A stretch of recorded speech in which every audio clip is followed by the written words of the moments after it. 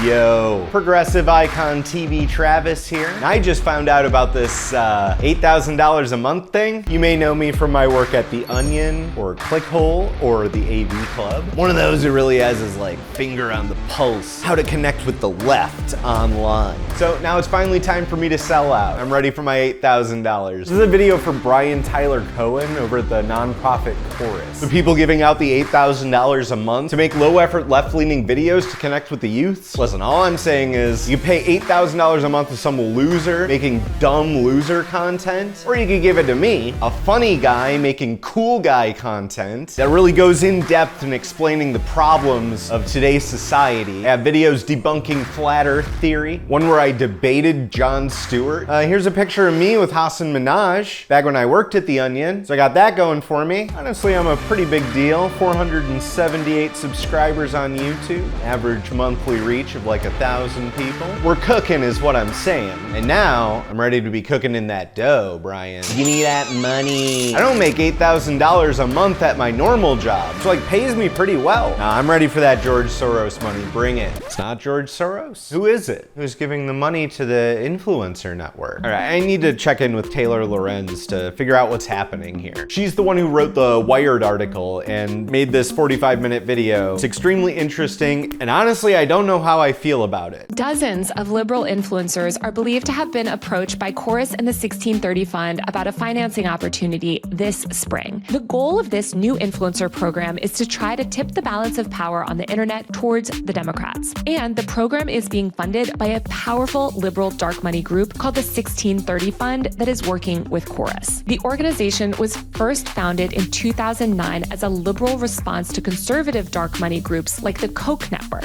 And since Citizens United and Trump's presidency, money flowing into the organization has soared. Just 4 donors accounted for close to 2/3 of the 1630 Fund's revenue in 2023 alone, according to its tax filing. The largest donor gave the group $50.5 million. It all does look pretty concerning, but I'm torn. On the one hand, don't like dark money. But on the other hand, give me $8,000 a month. Okay, that's the 1630 Fund. How does that relate to Chorus? Chorus is described in contracts that I obtained as a project of the 1630 Fund. The 1630 Fund is distributing as much as $8,000 per month to influencers. The program kicked off last month, and the creators involved were told by Chorus that over 90 influencers were set to take part. But not me. Yo, let me be a part. All right, well, Taylor does make a pretty strong case for why I shouldn't be taking money from Chorus. Dark money is definitely a problem in the post-Citizens United political landscape. So, Brian, maybe you can alleviate my concerns about this dark money a little bit. At the risk of giving an internet troll more attention, I want to address a piece that Taylor Lorenz wrote yesterday for Wired. Wait, hold on a second. Okay, no, it's not Will Duffy from The Final Experiment. Man, these guys both look and sound similar, don't they? What is it with guys who look like this and online center-left political initiatives? Oh. Anyway, go on. The article is about Chorus, which is a nonprofit that I helped found to build up a creator ecosystem, which everybody says they want, but few are doing. So here's what Chorus is. It is a scholarship program to teach creators how to grow their accounts, foster engagement, launch their own shows, and become profitable on their own. It's an incubator program to build the pro-democracy ecosystem. Influencers and creators have never been more important when it comes to how Americans are consuming their news. The right has been doing this for years, and the left needs to catch up. That's why we're doing this with Chorus. The monthly stipend that we offer is so that creators can do this work full-time. We've had numerous creators in the cohort quit their jobs so that they can focus on creating content full-time. That is what we want. Yes, exactly, that's what I want. I'm really proud that we can give creators that security for as long as they're in the program. We want people to create pro-democracy content full-time, and we want to make sure that they can afford to pay their rent and their bills while doing it. If I could have cohorts with 1,000 people in it so that everybody could be part of the program, I would. Oh, that doesn't seem too bad. Good, even. And to be successful, we do kind of need to take these people's money. Remember back to my ogres video, you can't overthrow the ogres without drumming up support from sympathetic ogres themselves, right? Anyway, none of this seems all that different than what's already been happening. So what's the real concern here, Taylor? Dr. Stephen Buckley, a digital media sociologist, spoke to me for Wired. He told me that the type of program the 1630 Fund and Chorus are seeking to run has, quote, been happening in the right wing for ages, but writer said that the structure of the 1630 Fund and Chorus program raises the question, quote, is it ethical to match the tactics of your opponents? Ah, so the problem is ethics. A classic problem on the left. Last fall, a federal indictment revealed that the Russian state-sponsored media network RT was secretly providing millions of dollars in funding to Tenet Media, a company working with major right-wing influencers including Benny Johnson, Tim Pool, Dave Rubin, and Lauren Southern. You know, that's a good point. We do want to avoid a Tim Pool situation. You are correct. All right, so where does this 1630 Fund get their money anyway? The 1630 Fund is a very powerful liberal dark money group that operates as a 501c4 nonprofit. Some of the bigger donors to 1630 Fund in more recent years include Open Society Foundation, Democracy Fund, many of those big name left-leaning or center-left foundations and philanthropic organizations that do actually disclose their grants on their website. I think a common misconception is that all nonprofits or all 501c4s are dark money. Many 501c4 nonprofits and advocacy organizations do disclose their sources of funding, are very transparent. When they do not disclose that information and spend on politics, on election outcomes, on political influence, that is when they become dark money. Okay, so dark money is when a charity gets into politics. Got it. Lorenz says that the 1630 Fund is, quote, a powerful liberal dark money group. 1630 Fund is our fiscal sponsor. Well, okay, I guess I have nothing to worry about. Because it's a dark money group, we have no idea who these people are. We have no transparency on the organization itself or what goals these funders giving tens of millions of dollars want to achieve. I don't know, Tay, it seems like they've been pretty clear about what they want. They want the left-wing Joe Rogan, which coincidentally happens to be me. Do yourself a favor and watch this elephant graveyard video about Joe Rogan's comedy cult. That's what I'm doing with this channel. Give me $8,000 a month to build a leftist comedy cult. Nothing could possibly go wrong. Traditionally, after the Supreme Court Citizens United decision, conservatives were the first to really embrace dark money. But starting during the 2018 midterm election cycle, liberal dark money groups started to spend more on either supporting Democrats or opposing Republican candidates. Every cycle since 2018, we have seen liberal dark money groups spend more than conservative dark money groups. Democrats benefit more than Republicans. What? I'm sorry, you're telling me they got more of this dark money than the Republicans and still got fucking trounced? Maybe money isn't the answer to everything. Or maybe they just haven't found the right influencer yet.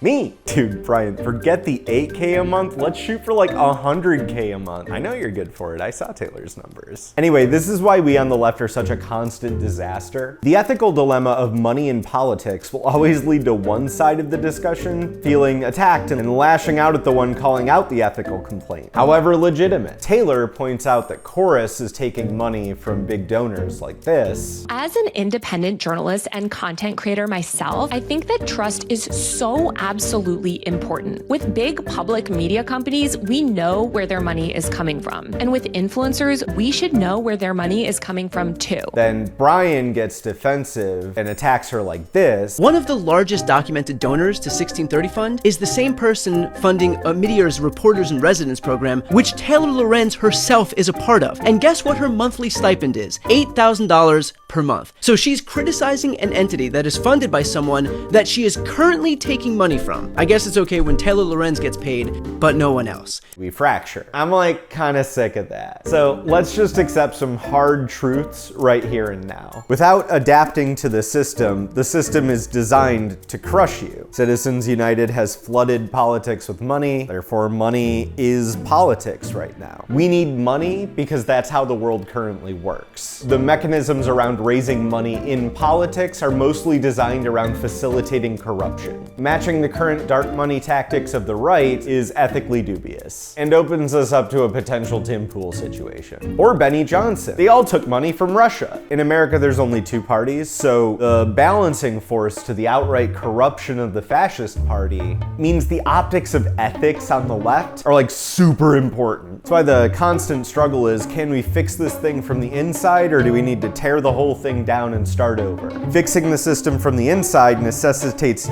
using the system, which opens you up to corruption. A classic trope. And for $8K a month, you know what? I'm ready to start trying to fix it from the inside. Let's go, Brian. What do you need me to do to make this $8K a month happen? I'm ready to sell my soul to the DNC. There's the implication in the article that this is some arm of the DNC, or the Democratic Party. We have literally nothing to do with the DNC. I spend 0 minutes of my day thinking about the DNC. Creators are absolutely allowed to speak out against the Democrats, and in fact, plenty do. And frankly, course creators should and do criticize Democrats when they suck, and quite often, they do suck. The creators do not toe any party line. How could we? There isn't a party line. Whoa, hold on, Brian. Red flag. What do you mean there's no party line on the left? Did you see what they did to Bernie? Seem to remember them turning the screws on him. Okay, if I take this money, am I allowed to talk about Gaza? I'd venture to guess that most course creators, myself included on both YouTube and Substack, have spoken out against the atrocities in Gaza. Atrocities in Gaza. Can't help but note the wording there. I don't know a single creator who would willfully sign up for a program that would tell them what they can or can't say. That's not what this program is. We pay people to show up to workshops and technical trainings to optimize their content online. Wait, I gotta show up for workshops? For example, we've got trainings on how to package content for YouTube, trainings on how to optimize audience retention for Instagram and TikTok, trainings on how to form an LLC. Again, there are 0 restrictions on their content. This is getting a little more corporate than I bargained for. Dude, I don't need to attend workshops to learn how to make videos. I just need $8K a month. And by the way, the program works. In just 2 months, our cohort has added a combined 6 million followers, that's not including me, and seen their views and engagement grow. That is the point of the program. Yes, exactly. With $8K a month, I could hire an editor and grow my channel exponentially. All right, sorry, Taylor, I am sold. Give me that dark money. I mean, if there is one thing that the left is bleeding for, it's cash. And the tech industry is only making it easier to discriminate against left-leaning influencers. Trust me, I live in Silicon Valley. It's expensive here, and I could really use the extra $8,000. So, Brian Tyler Cohen, if you're seeing this video, please reach out to me, pay me $8,000 a month, and I will show whatever you want. Look, I've got a vintage 2006 Bernie Sanders A Future to Believe In sign. Put that right here next to my civil resistance sign that I go to protests with. It's generic, non-controversial, it says nothing. And speaking of protests, look who it is, Bernie Sanders. From my Protest Puppet Pals video. I could go out to protests and do this routine all day. I was trying out like a Triumph the Insult Comic Dog routine. You could do that. $8,000 a month. I'll go to all of the protests you want with my Bernie Sanders down, pull the voice, interview people about democracy and America, Trump, and how he's the fascist. What a great time that was to film. Anyway, I got ideas, Brian. Hit me up. Make some magic happen on the internet. We're gonna take back the House and the Senate in 2026. Kamala did nothing wrong. Actually, it was the far left that was the problem.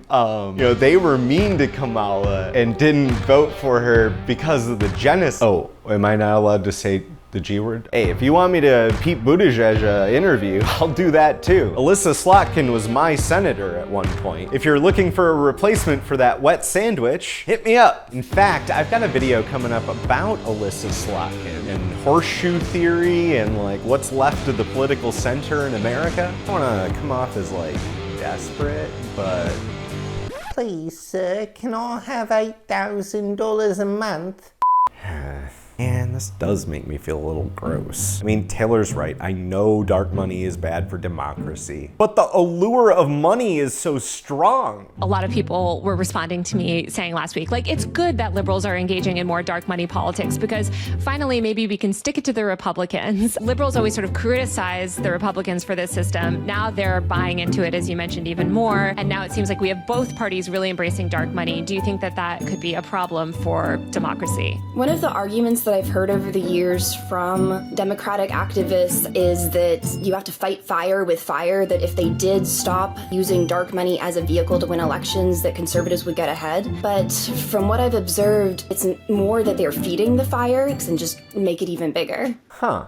That can't possibly be true. Brian, reel me back in, man. Talk my conscience off the ledge. For everybody saying that they would like to be part of the next cohort, we would love for you to apply. That's our whole goal. It's to build up an army of pro-democracy content creators who can speak authentically about the issues that they care about and be able to do it as effectively as possible. Yeah, there we go. Thank you. Listen, if you want somebody to take care of Taylor for you, I'm your man. I'll talk to her, get her to back down. Maybe she's interested in $8,000 a month. Anyway, thanks to everybody else who was watching this video. If you know Brian or have access to $8,000 a month that you can pay me to make videos, I'm all ears. Hit me up on Instagram. I put a link to my card. It's like a little website that's got links to all my different social media accounts and whatnot. Very cool, very useful little service. I guess while I'm shilling things, here's my book, Primal Voices. It's a short story collection. I wrote one about some scouts doing their wilderness survival merit badge who get attacked by like a raptor.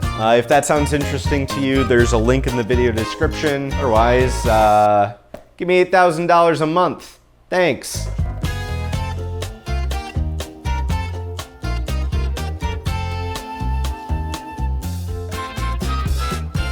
Seriously though, give me some money, please.